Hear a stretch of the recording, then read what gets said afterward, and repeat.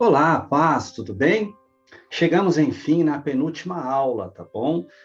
Nós daremos essa aula falando sobre os dois últimos pontos, para depois darmos a aula conclusiva, as considerações finais da nossa matéria. E nesta penúltima aula, eu quero tratar sobre dois pontos importantes. Primeiro, vamos pensar só neste daqui, o 5 e o 6, vamos falar só sobre o 5. Eu quero falar com você sobre se o time da liderança estiver na página certa, como diria um bom pentecostal, na mesma fiação, o resto seguirá naturalmente. Aqui está falando de todos estarem no mesmo objetivo, no mesmo propósito. Então, se o time da liderança estiver nessa página certa, todos com o mesmo propósito, mesmo objetivo, na mesma fiação, o resto vai sim seguir naturalmente, fica menos difícil liderar quando todos estão na mesma página. Liderança, na verdade, começa com uma escolha. E algumas dessas escolhas incluem encarar as tremendas responsabilidades que nos dispomos a assumir e alinhar nossas ações com as boas intenções. Então, essa é uma das escolhas. É uma responsabilidade. Você escolheu se responsabilizar por aquilo que você disse sim na sua liderança, as pessoas que te ajudam, o time que te ajuda, também fez essa escolha de se responsabilizar por aquilo que eles disseram sim, eles estão dispostos a assumir e deixar todos alinhados nas ações com boas intenções para que o objetivo maior do grupo seja alcançado, que é adorar a Deus, que é ganhar almas para o reino de Deus e a edificação da casa, da igreja de Deus. Muitas pessoas não querem assumir a responsabilidade adequada em suas vidas e preferem ignorar essa responsabilidade e acabam só se envolvendo quando tem tempo, quando dá, do jeito que querem.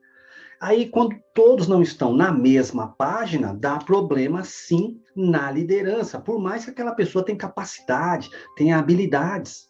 O modo de ser das pessoas depende das decisões, mas não das condições. Por isso que não adianta também as pessoas falarem, mas também o ambiente, mas também a situação, mas o problema. Não, mas o que você decidiu fazer? O porquê eu lidero é a grande questão. Não o como eu lidero, o que eu lidero. O porquê conta muito mais. O filósofo dinamarquês Kierkegaard uma vez disse que não tomar uma decisão já é uma decisão. Então, se tem pessoas lá no grupo, no seu time, que ainda não tomou a decisão se quer mesmo comprometer ou não tomou a decisão se quer ou não liderar, quer te ajudar ou não, já é uma decisão, a decisão de inércia. Não fazer uma escolha já é uma escolha, essa pessoa já fez a escolha dela. E você, que escolha você faz também? Porque se você estiver nessa inércia, já é uma escolha de ser inerte, de não ter peso e importância nenhum para o grupo, para a liderança na casa de Deus. Por isso, devemos nos lembrar que o caminho para a autoridade e a liderança começa com a vontade. Você precisa desejar, a palavra de Deus diz, aquele que almeja o episcopado, excelente obra deseja. Vamos colocar aí no episcopado a liderança, a administração eclesiástica. Eu tenho que desejar. Porque senão, quando for atender às exigências, por isso que lá o apóstolo Paulo fala, mas exige-se. Aí tem lá as exigências, aí você fala, não estou aguentando. Então, é porque tem que ter vontade, querer, ter a chama ardendo no coração. Todos temos que fazer escolhas a respeito de nosso comportamento e aceitar a responsabilidade por essas escolhas. Se você tem vontade de liderar, você precisa ter responsabilidade com tudo que vem com essa liderança. E as pessoas que fazem parte do nosso time também precisam pensar nisso. Toda a equipe deve estar bem certa de sua escolha. Toda a equipe deve saber o porquê estão ali. Pensamentos tornam-se em ações. Ações tornam-se hábitos.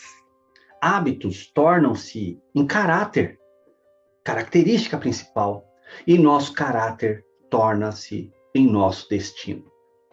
Então, o destino do seu grupo de liderança, o destino da tua liderança, vai depender tudo do que começa lá atrás, o pensamento. O que essas pessoas pensam estar fazendo no grupo? Por que estão lá? Por que escolheram dizer sim? E você, por que você escolheu dizer sim a essa vocação, a essa chamada? O pensamento da nossa equipe de liderança deve estar voltado para o trabalho em equipe, em prol do benefício das pessoas, e não cada pessoa pensando em trabalhar por si mesmo, pela sua autoimagem, pela sua liderança individualizada. Pense nisso. E aí dá para a gente pensar também nesse sexto ponto, que é o último ponto que vamos falar em administração eclesiástica. Para cada esforço disciplinado, há uma retribuição múltipla. Se eu tiver esforço, meu esforço for dentro da disciplina bíblica, eu tenho uma retribuição múltipla. Eu sou de várias formas retribuído por isso. Por isso que é importante o grupo saber o porquê está liderando. Eu saber e meu grupo também. Quem disse essa frase que está aqui no ponto 6 foi Jim Rohn, empreendedor e palestrante norte-americano. Coloquei ali a fotografia dele. Ele disse que para cada esforço meu, disciplinado, onde eu tive a escolha e soube assumir as consequências necessárias, eu vou ser retribuído de várias maneiras. É múltipla a retribuição. Teve uma vez que um escriba perguntou a Jesus qual o mandamento mais importante dado por Deus. Lembra disso? Está lá em Mateus 22, 36. Ele chega para Jesus e fala, Senhor, qual é o maior de todos os mandamentos? E Jesus fala, né, que é amar a Deus sobre todas as coisas e o próximo como a ti mesmo. Vamos tentar compreender o contexto em que esta pergunta foi feita. Vamos tentar entender? Aí fica melhor para compreender e aplicá-lo na nossa vida. O judaísmo tinha evoluído durante séculos e séculos e foi gravado em milhares de velhos pergaminhos, que era o que tinham em mãos na época de Cristo. O que aquele escriba queria saber, a única coisa mais importante da vida, ele queria saber qual era, de tudo isso que eu estou lendo aqui, qual é a coisa mais importante da vida para mim? E Jesus disse, amar a Deus e ao próximo. Veja que coisa magnífica e interessante. Jesus disse que é muito importante, em primeiro lugar, amar a Deus. Amar ao próximo como eu me amo. O apóstolo Paulo, e eu quero ler com você, escreveu que apenas 3 coisas importantes existem. Está aqui em 1 Coríntios 13 e 13. Agora, pois, permanecem a fé, a esperança e o amor. Estas 3, mas a maior destas é o amor. Paulo escreveu que apenas 3 coisas importam na vida: fé, esperança e amor. E acrescentou que o maior delas é o amor. Veja que ele está confirmando isso. Coisa mais importante na vida é esse amor no que fazemos. Porque se eu amo o que eu faço, eu sei o porquê faço. Se eu amo o que sou, é que eu sei o porquê sou. E nós devemos amar o que Deus ama. Por isso que vem o amor a Deus sobre todas as coisas. Amar o que Deus ama na liderança. O líder que opta pela autoridade e pela influência precisa fazer muitas escolhas e muitos sacrifícios. Por isso que ele precisa saber o porquê ele está fazendo o que está fazendo. Por isso ele precisa fazer essas escolhas, porque muitas escolhas, quando eu escolho algo, eu sacrifico outras coisas. Não existe liderança sem sacrifício. É necessário, então, muita disciplina para isso. É necessário. Eu disse sim à liderança na casa de Deus, à administração eclesiástica. Então é necessário eu ter uma vida disciplinar diferenciada. O esforço que vai ser necessário para isso vale a pena? Nós temos que nos perguntar isso. Porque isso também vai depender muito do que eu quero como retribuição. O que você quer como retribuição pelo sim que você deu à vocação, à chamada que Deus tem na sua vida. Tem pessoas que querem glamour, status, dinheiro, cargo, atenção. Pense, o esforço que é necessário para a sua liderança vale a pena? A disciplina exigida para liderar com autoridade nos trará ganhos e benefícios. Júnior, vai trazer? Mas tem hora que eu estou esgotado. Calma que já você vai entender que vai voltar a energia para você.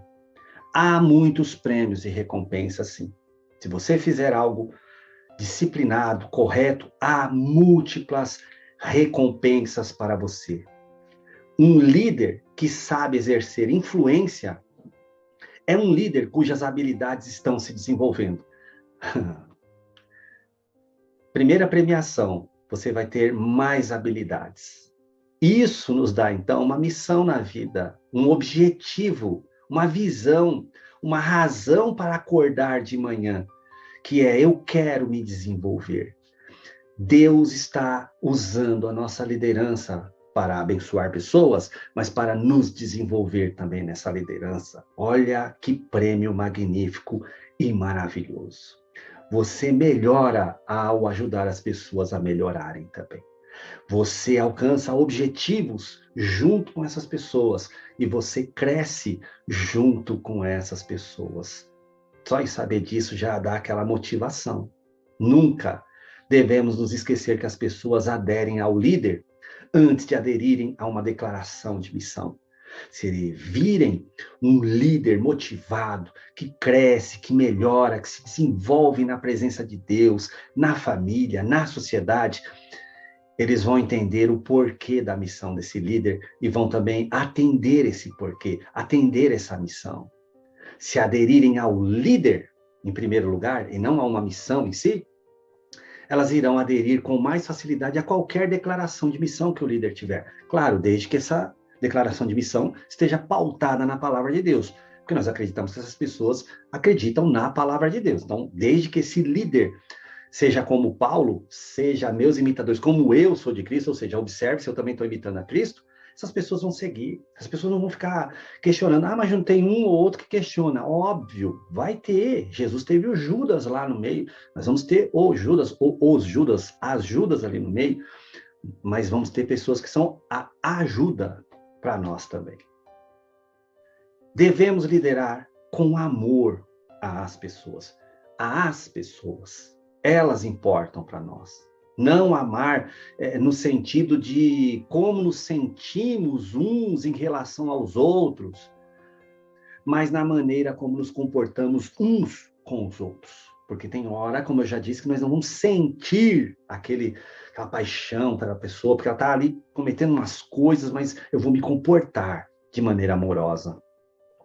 Servir aos outros nos livra das algemas do ego e da concentração em nós mesmos que destroem a alegria de viver. Olha que belo prêmio que nós recebemos. Olha os prêmios. Ah, mas eu pensei que você ia falar que o prêmio era em dinheiro, em cargos, em funções. Gente, isso aí depois alguém pode tirar de você. Agora, esse crescimento, essa maturação na presença de Deus, ninguém pode tirar de você. Quer prêmio melhor do que esse? Maturidade cristã, maturidade espiritual. C.S. Lewis uma vez disse que se você não acreditar que é autocentrado, provavelmente você é autocentrado. Todos nós somos autocentrados. Nós temos que lutar contra esse autocentrismo. Nós gostamos de ser o centro. Agora, se você fala, não, eu não, Júnior, eu sou totalmente desprovido de vanglória. Não. Isso significa, então, que tem um autocentrismo. Sabe aquelas pessoas que você pergunta assim, fala de um defeito seu. Ah, o meu defeito é ser bom. Nossa, eu sou bom. Chega a ser besta. Autocentrado. Todos nós temos isso. Como é que está o teu orgulho, hein? Não, eu não tenho orgulho, Júnior, eu não tenho arrogância. Todos nós temos. O certo é respondermos, está sendo dominado dia a dia, momento a momento.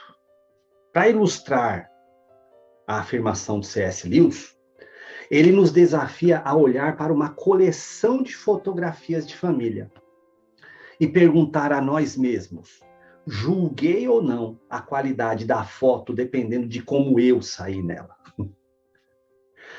Dá uma olhada, você faça isso, faça esse exercício, depois dá uma olhada lá nos álbuns de família, álbuns tanto manuais quanto os virtuais que você abre lá no computador. Ah, essa foto ficou maravilhosa, você está lá no meio, ou tem a pessoa que você gosta lá no meio, tem alguma coisa que você gosta, agora você não saiu bem na foto, essa foto não ficou boa, não. Nós somos autocentrados. Pode ver que quando a gente passa a foto, a gente vai passando, quando chega em nós, a gente dá a parada naquela, aí depois, legal, que bonita, aí às vezes dá uma fingida, né, olha o ambiente em volta, olha que legal, aí vamos para a próxima, não tem eu, não tem a pessoa que eu amo, aquela pessoa que eu quero, chegou onde eu quero de novo. Nós somos autocentrados, é contra isso que nós temos que lutar para sermos melhores líderes. Amar aos outros, doar-nos e liderar com autoridade nos forçam a quebrar nossos muros de egoísmo e ir ao encontro das pessoas. Olha que benefício magnífico que nós temos. Então liderar, Júlio, traz benefícios mesmo. Traz, você quebra o seu egocentrismo, eu quebro o meu ego inflamado. A alegria é uma consequência dessa doação. A gente fala, mas eu não estou feliz na liderança. Às vezes é porque não está doando-se da maneira correta. Intenções menos ações é igual a nada. Eu tenho intenção de liderar, de servir, de me entregar, mas você está servindo realmente? Você está realmente fazendo a entrega correta? Então, não está fazendo nada. Temos, então, de agir de acordo com o que aprendemos, porque se nada muda, nada muda. Não adianta a gente teorizar a mudança, falar sobre mudança, pensar sobre mudança, ensinar sobre mudança, mas não mudar nada, prometer mudança, mas não mudar nada, então não muda nada. A definição de insanidade é continuar a fazer o que sempre fizemos, desejando obter resultados diferentes. É agir de maneira diferenciada. Isso vai fazendo com que nós cresçamos, melhoramos, nos sintamos mais alegres. Alegres conosco para estar alegre com as outras pessoas também. Às vezes não acreditamos na mudança das outras pessoas, porque vemos que nós mesmos não mudamos. Então o problema está em nós. Pense nisso na liderança eclesiástica, nessa administração que você faz em um grupo da igreja ou da própria igreja. Até a próxima aula com as considerações finais da nossa matéria Administração Eclesiástica.